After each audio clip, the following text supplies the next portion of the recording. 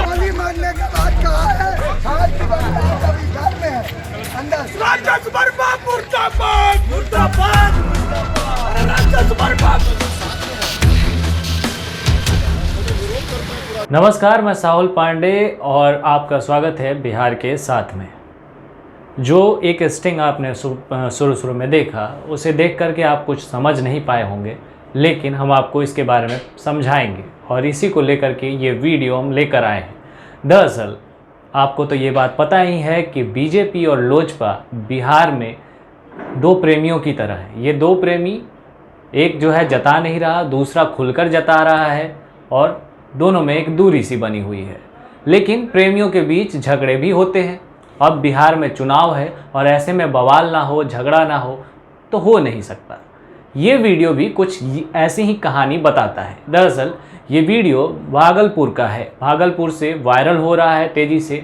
भागलपुर में कल चुनाव थे, चुनाव हुआ। चुनाव के बाद बीजेपी ऑफिस से लेकर के एक लोजपा नेता हैं जो कि लोजपा के प्रत्याशी भी हैं, उनके घर तक एकदम रण क्षेत्र बन गया, यानी कि युद्ध का माहौल हो गया, गहमागहमी हो गई और बात जो है एकदम मारपीट पर उतारू हो गई। ये वीडियो देखिए जरा।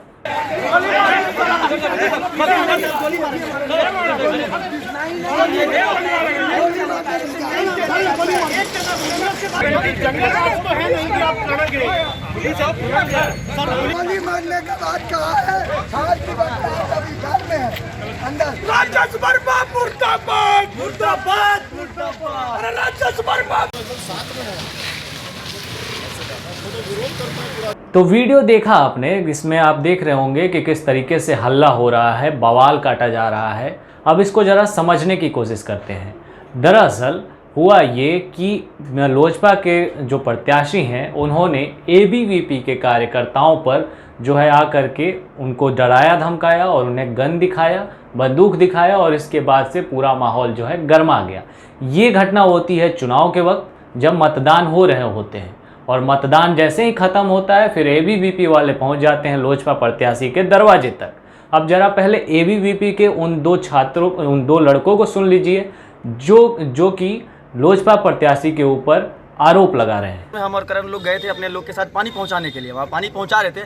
उसी समय अचानक लोजपा प्रत्याशी राजेश वर्मा जी अपने कुछ समर्थक के साथ वहाँ आए। वहाँ आके कुछ लोग अचानक हम लोग को देखते हुए लग रहा था कि कोई पुराना गुस्सा रहे, क्या अचानक से गाली गलौज देने लगे। उतने देर में करण ने एसपी सर को फोन किया कि सर यहाँ पे ऐसा हंगामा हो रहा है। तब तक अजय अजनबी सर आए। उतना देर में हम लोग बोले कि जाओ। हम लोग जब तक घूम के जाने लगे तब तक डिप्टी मेयर साहब अचानक गाड़ी से उतरे और सबसे पहले करण को एक फाइट मारा और हमको स्कूल के बाहर, गेट के बाहर, बूथ के बाहर नहीं, वहीं पे मारपीट हुई। एक करण को एक फाइट मारा और हमको कॉलर ठेलते लगा और उसके बाद गोली के साथ अपना उनका शायद लाइसेंसी पिस्टल हो, कहा कि तुम लोग को 5 दिन के अंदर जान से मार देंगे अगर मैं हार गया तो। उसके बाद हम लोग एसएचओ सर उन लोग को ठेलने लगे, हम लोग को ठेलने लगे। हम लोग हट गए वहाँ से, क्योंकि हम लोग के साथ, हम लोग तो बच्चे हैं, हम लोग तो स्टूडेंट हैं, हम लोग गरीब हैं। आज उन पैसे के पावर पे वो अगर चाह रहे हैं कि प्रशासन मैनेज हो जाएगा, पुलिस मैनेज हो जाएगा, तो ये शायद उनका सोच हो सकता है। लेकिन उन्हें पूरी धमकी दी कि तुम लोग को जान से मार देंगे, क्योंकि निरीह पर सशक्त प्राणी तो हमला करते ही हैं। हम लोग जान बचा के वहाँ से किसी तरह आए हैं और आज हम लोग उन पर कानूनन कार्रवाई कर रहे हैं। कानून पर भरोसा है कि ऐसे असामाजिक तत्व, जो ऐसे लोग हैं जो कि अपना पावर, पैसा, राजनीति का बल उठाकर दबे कुचले लोगों को दबाना चाहते हैं, उनका घोर विरोध करते हैं और अंतिम सांस तक ये लड़ाई लड़ेंगे जब तक ऐसे लोग को हम लोग नहीं करेंगे। जो भी घटना हुई स्कूल के गेट पे, जी स्कूल के गेट पे हुई, वहीं पे। उसके बाद उसके बाद हम लोगों ने वहाँ से आए उनके घर के पास। हम लोग निश्चित उनके घर के पास आए मिलने के लिए, आखिर भैया आपने ऐसा क्यों किया जब आप बड़े भाई हैं। तो वहाँ से घर के पास से पीछे से वहाँ फिर अंदर मैं तुम लोग को मार दूंगा, गोली मार दूंगा करते हुए उनको ठेला गया, वो अंदर चले गए। तो हम लोगों ने कहा अंदर घसीट के लेके गए। तो हम लोगों ने कहा कि ठीक है, आपको अगर गोली मारना है तो गोली मार दीजिए, हम लोगों को रिकॉर्डेड भी होगा वहाँ, अगर सीसीटीवी देखा जाए। हम बोले भैया आप गोली मार दीजिए हम लोगों को, हम लोग जान दे देंगे अगर आप गोली मारना चाहते हैं तो। उसके बाद वहाँ निकाल दिया। फिर हम लोग यहाँ पहुँचे हैं, हम लोग ऐसे लोगों पर FIR कर रहे हैं और कानून पर भरोसा है कि कार्रवाई खड़ी करवाएंगे। चुनाव में अपने प्रत्याशी को जिताने के लिए हर तरीके के हथकंडे अपनाने का काम कर रहे हैं। कभी वो मेरे परिवार के ऊपर केस कराने का काम करना चाहते हैं, कभी मेरे परिवार के बारे में अभद्र टिप्पणी करते हैं, कभी ईडी, IT और इनकम टैक्स की रेड की धमकी देने का काम करते हैं। कल उन्होंने एक न्यूज़ पोर्टल के माध्यम से मैं देखा जिसमें उन्होंने कहा कि चुनाव के बाद जो है मैं इस लड़ाई को आगे अंजाम तक ले जाऊंगा।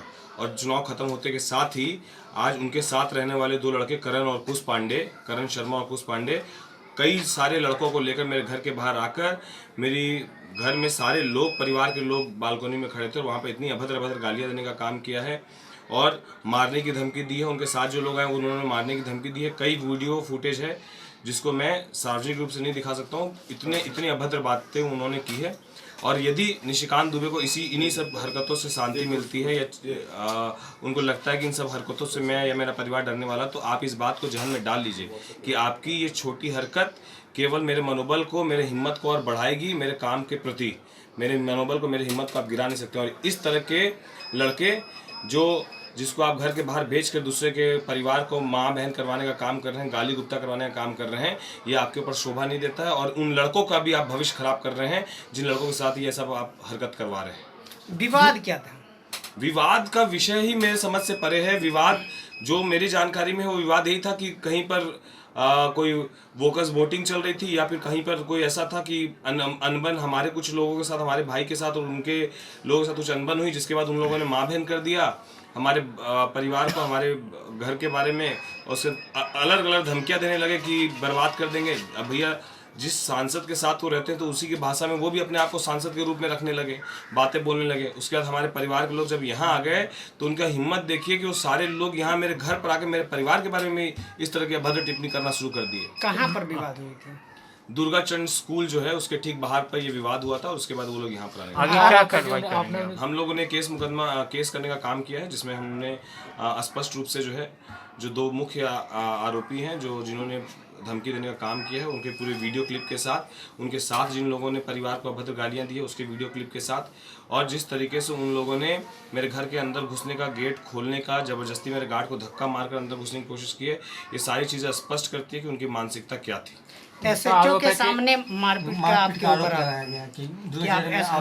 5 दिन के अंदर गोली मारने का आरोप लगाया वो लोग। देखिए, अगर कोई भी इस बात को साबित कर देगा कि मैंने कहीं भी किसी को ये कहा कि 5 दिन के अंदर मैं गोली मार दूंगा, तो उसको साबित करे, वो जो चाहेगा फिर मैं करने के लिए तैयार हूँ। ये हवाई बात निशिकांत दुबे की तरह नहीं करे कि हमने जो है गोली मारने की बात कह दी, हमने ये करने की बात कर दी। सिर्फ और सिर्फ अपने आप को बचाने के लिए एक नई फिर एक सोची समझी कहानी है। आप दिन भर कहानी रचते रहिए, लेकिन इस बात को याद रखिएगा, देर है अंधेर नहीं। एसएचओ के सामने मारपीट की बात? देखिए, जो भी बातें हैं वो चीज़ें बिल्कुल स्पष्ट हो जाएंगी। मैं अपनी तरफ से कानूनी प्रक्रिया के लिए आगे बढ़ रहा हूँ, वो अपनी तरफ से कानूनी प्रक्रिया के लिए आगे बढ़े।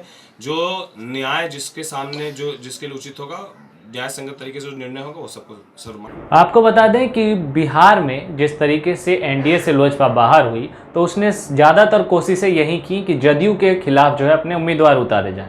लेकिन कुछ सीटें ऐसी रहीं जहां पे लोजपा को अपने उम्मीदवार बीजेपी के भी खिलाफ उतारने पड़े हैं। और ऐसे में इसमें से एक ऐसी सीट भागलपुर की भी सीट है। दरअसल अब यहाँ पे लोजपा और बीजेपी आमने सामने है। मुकाबला फ्रेंडली माना जा रहा था, लेकिन फ्रेंडली गेम जो है अब वो बवाल कटने पर सामने आ गया है, उतारू हो गया है। यहाँ से राजेश वर्मा लोजपा के प्रत्याशी हैं, उन्होंने उनके साथ उनको लेकर के ये पूरा मामला हुआ, और जब चुनाव मतदान खत्म हुए तब उसके बाद भारी बवाल काटा गया। इस पूरे मामले में आखिरकार पुलिस को दखल देना पड़ा और तब जा कर के मामला कहीं कहीं जो है ठंडा पड़ा, करीब करीब ठंडा पड़ा है। हालांकि पूरी तरीके से ठंडा नहीं पड़ा है। इस वीडियो को देखिए और कल जो हंगामा हुआ है भागलपुर में, उसको समझिए कि बिहार चुनाव बिना नौटंकी के, बिना बवाल के, बिना मारधाड़ के संपन्न नहीं हो सकता है। और शायद कोई भी चुनाव आयोग का कोई भी मुखिया रहा हो या फिर कोई भी प्रशासन कितना ही सख्त हो, पार्टियों के कार्यकर्ताओं की तरफ से किए जाने वाले इस बवाल को शांत कराने में असफल ही साबित हुए हैं। इस वीडियो को आप देख रहे हैं, ये बताता है कि किस तरीके से बिहार का चुनाव आपस में ही बिना जो है बवाल के संपन्न नहीं हो सकता है। तो भागलपुर में पूरा बवाल तो मच ही गया था। और हमारे वीडियो के साथ, हमारे चैनल के साथ बने रहिए। धन्यवाद। चुनाव समाप्ति के पश्चात यहाँ दो चुनावी ग्रुप में कुछ झड़प की खबरें आई थी। उसके बाद हम लोग आए हैं, अभी शांति का माहौल कायम किया गया है। नहीं, अभी तक घायल का नहीं है। हम लोग FIR करने जा रहे हैं इस मामले में। पूरे मामले की जांच की जाएगी और जो भी कानूनी विधि सम्मत कार्रवाई होगी उसी पर हम लोग आगे बढ़ेंगे।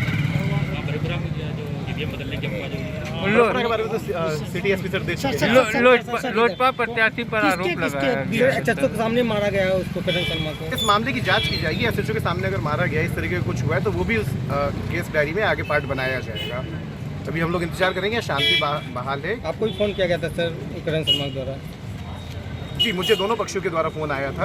उसी के बाद हम लोग यहाँ पर आए और आने के बाद आप देख रहे हैं शांति का माहौल का है। कौन दो पार्टी कौन थी सर? ये दोनों पार्टी, दो पार्टी कौन है सर? कौन दो पार्टी के बीच? ये आप लोग बताएंगे। Thank you sir.